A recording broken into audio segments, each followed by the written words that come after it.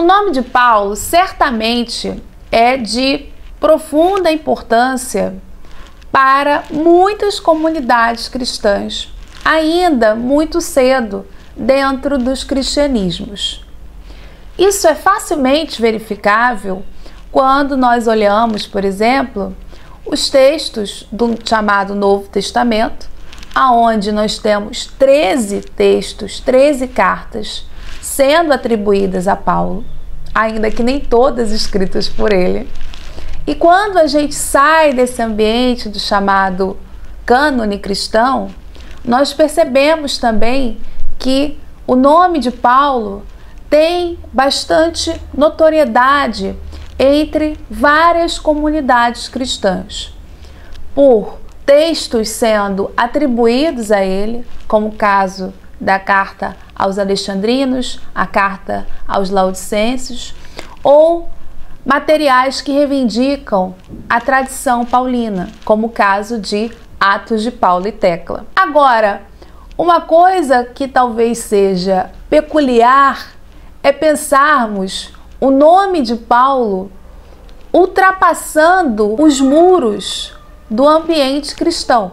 Sendo mais específica, a proposta de hoje é debatermos a veracidade e quais são as implicações de uma carta, ou melhor, 14 cartas trocadas entre Paulo e Sêneca. Essas cartas seriam verdadeiras? Então nós poderíamos estar falando numa relação ainda muito cedo entre cristãos e Império Romano por meio de Paulo? Paulo teve essa amplitude toda? É isso que nós vamos discutir após a vinheta.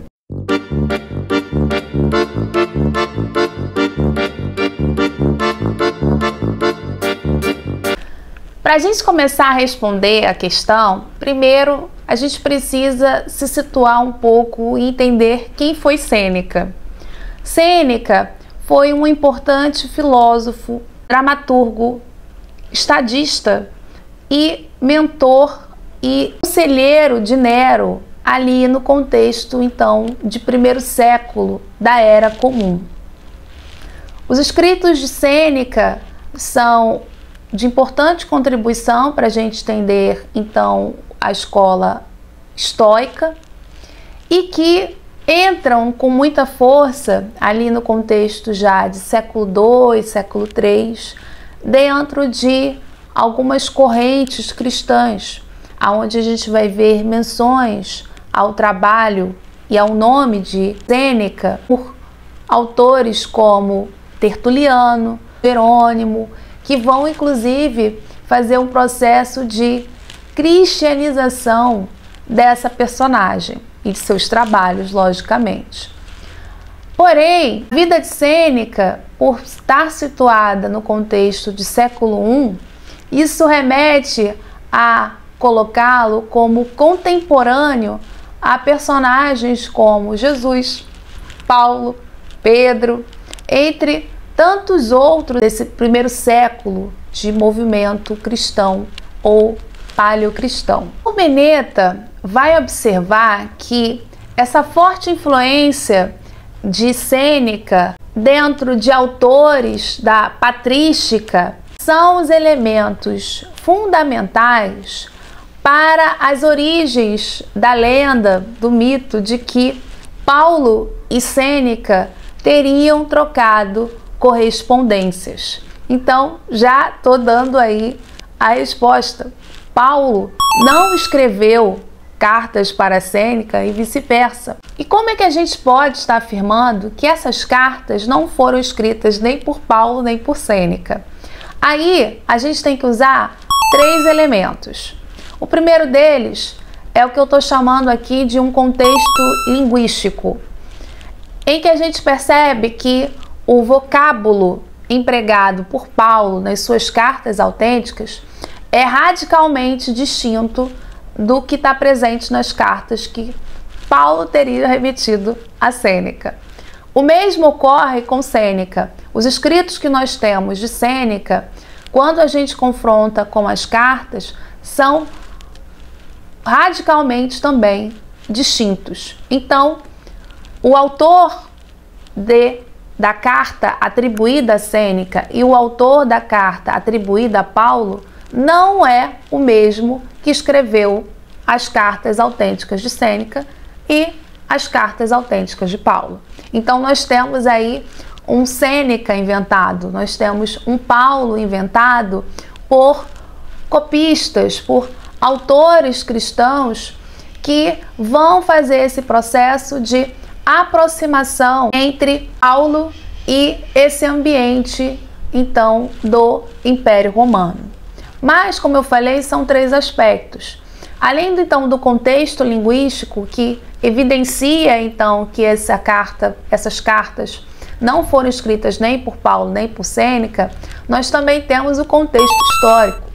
Quando a gente lê as correspondências, nós vemos um Sêneca que é um leitor ávido de Paulo e que usa das cartas de Paulo para educar Nero. E ainda avança no sentido de uma crítica ao sistema religioso romano estabelecido, que é politeísta. Ora, percebam, se você tem um mentor e, posteriormente, conselheiro, principal conselheiro de Nero, defendendo um movimento cristão e fazendo uma crítica aos politeísmos, isso jamais seria possível no contexto romano de século I. O que teria acontecido com Sêneca é que ele rapidamente teria passado por um processo sendo acusado de praticar superstição. Algo similar, inclusive, que nós temos com Pompônia, que, nos finais da década de 50, ela é acusada por superstição justamente por está tendo práticas, ações que a qualifica como uma temente a Deus. Isso então é uma clara evidência de que nós não temos como ter um Sêneca que é simpatizante e um leitor de Paulo. Além disso, nenhum dos escritos autênticos de Sêneca fazem qualquer menção a esse universo cristão. A gente não vê um Sêneca falando de Paulo.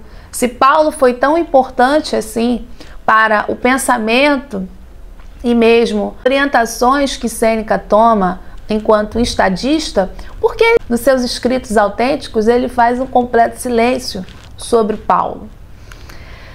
E ainda tem aí, dentro ainda do contexto histórico, um outro dado que a gente precisa chamar atenção aqui, que é que em uma das cartas, Sêneca encaminha para Paulo e um certo Teófilo.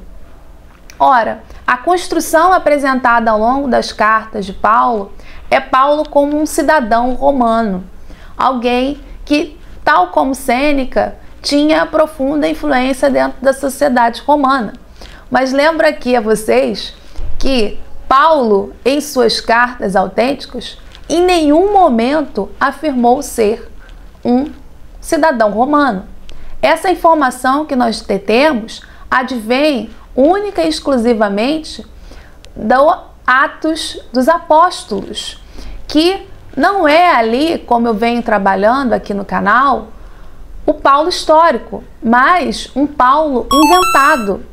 Um Paulo que já foi reescrito, recriado, segundo a teologia do autor de Lucas Atos, para atender à ideia de que esse movimento cristão rapidamente cresceu e ganhou aí um status de uma religião global. Isso significa, então, dizer mais uma vez que essas correspondências de Paulo e Sêneca, essas supostas correspondências, elas então vão nesse mesmo sentido, de um autor que conhecia o material paulino, conhecia o material de Lucas Atos e trabalha essa tradição de Paulo como um cidadão romano para fortalecer, a partir de supostas correspondências com um importante filósofo estoico, para ampliar ainda mais essa teologia de mostrar que ainda no século I o movimento cristão foi um movimento poderoso, um movimento grande, enquanto que, do ponto de vista histórico, isso não se confere. Mas há um terceiro aspecto, que é o fato de que essas cartas só começam a aparecer a partir do quarto século. Antes do quarto século, não temos nenhuma menção ou nenhuma evidência desse material. Então, como entender o que teria movimentado o processo de produção dessas cartas entre Paulo e Sêneca? Aí a gente precisa então entender que em contexto de século IV, quando a gente tem o fechamento do cânone, quando a gente tem o cristianismo se tornando uma religião oficializada e estatal, a ideia de usar Paulo e Sêneca com o intuito de fortalecer ainda mais uma figura que se tornou estratégica dentro desse movimento cristão. Então, Paulo trocar cartas, aconselhar Sêneca, é fortalecer uma tradição de Paulo como um filósofo, Paulo como um intelectual. Não por acaso a gente vai ver que ainda muito cedo também nascem iconografias como essas que eu estou projetando agora, de Paulo como um filósofo. E, simultaneamente, projetar esse movimento cristão como um movimento poderoso e grande, ainda em contexto de século I, já que teria Sêneca, um indivíduo rico, um intelectual, um estadista famoso, como um forte simpatizante. Então, reparem, nada disso é história, mas é teologia, ou como costumamos chamar na história, usos do passado. Eu quero transformar a realidade que eu vivo, que no caso do século IV é o cristianismo como a religião oficial do Império Romano, com cânone fechado, projetar essa realidade como já presente, já tendo suas raízes no século I. Então, eu aciono aí uma figura estratégica que é Sêneca, que é contemporânea a essas personagens, e o coloco então como um forte apoiador que inclusive tem o interesse de instruir o jovem imperador Nero dentro desse universo cristão. Enfim, galera, era isso. Se inscrevam no canal, deixem um like e até a próxima!